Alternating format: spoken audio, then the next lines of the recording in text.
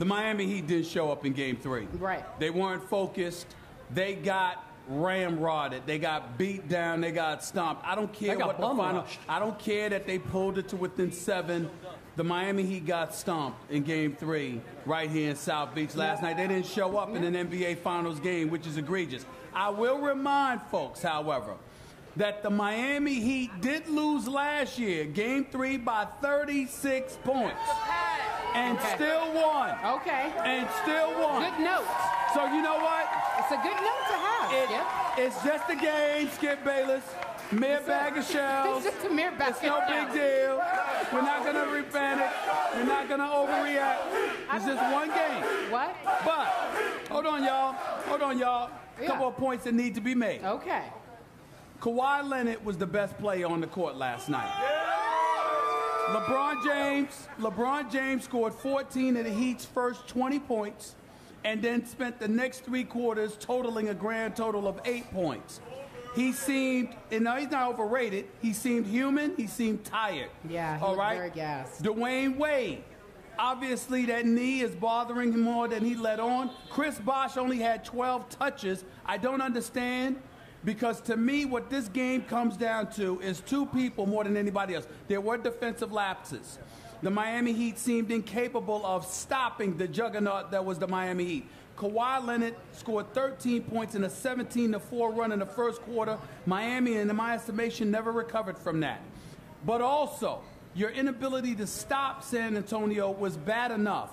But here's what it comes down to. It's 2 names that come to my mind. And it breaks my heart to say this because I genuinely like both, and both have produced on too many occasions to sit there and condemn them. But I thought Mario Chalmers has been flagrantly absent throughout this postseason, and especially the first 3 games in the first 3 games of these NBA Finals. He has a grand total of 8 points. That's less than 3 points per game. Norris Cole has a grand total of 10 points. Combined, they have scored 18 points in the first 3 games. That is 0 production from your point guard. You can't have 0 production from the point guard spot and win an NBA Finals game. It simply cannot happen.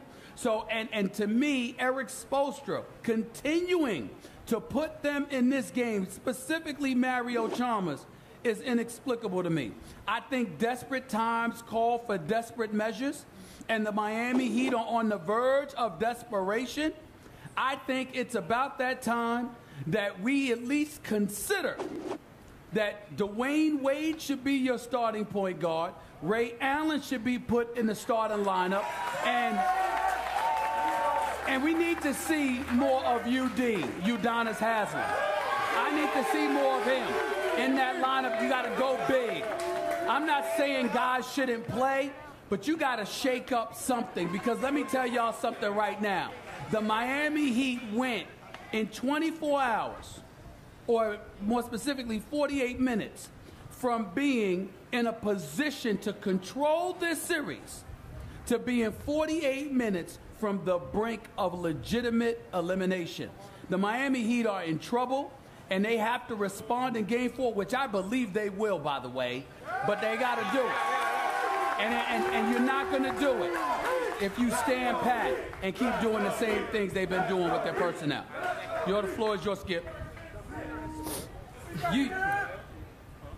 You made one point in your opening soliloquy regarding King James that I will get to in a minute, because it was ASA 9, ASA 10, ASA 11, and ASA 12. But I'll get to that in 1 second. I reiterate, my Spurs are going to win this NBA Finals in 6 games. 6 games. And last night from the opening tip-off, my Spurs brought it, and your Heat did not. Inexplicably, your Heat did not, and we'll get to that in another second. But allow me to say, welcome back to the Finals, Kawhi Leonard. Welcome back. And welcome back to your home away from home, American Airlines Arena, just up the road here from South Beach. I remind you, Heat fans, and I congratulate you, and I appreciate you for coming out here today. I know it's a tough day. Thank you.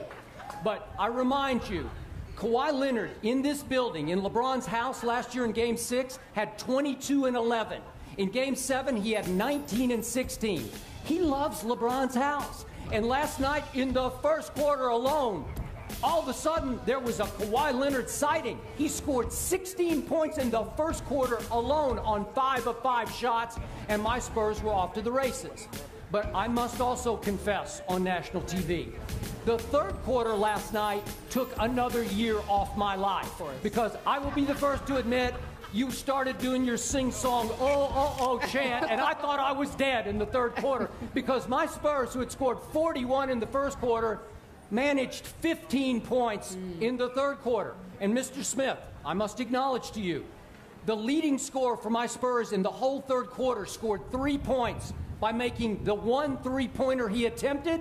That was my new man, Marco Bellinelli, who I thought made the shot of the night when your Heat had cut the score to 7. Yep. And I thought, oh my God, it's happening right before my eyes. Minute and a half left in the third. You remember Bellinelli's open three? It was a killer for the Heat fans in that building. I think we're seeing it right now. Wide open three, and he made it, and it went back to double digits, and I thought it took the life out of the crowd and a little bit out of the Heat from that point forward, and that game belonged to the Spurs.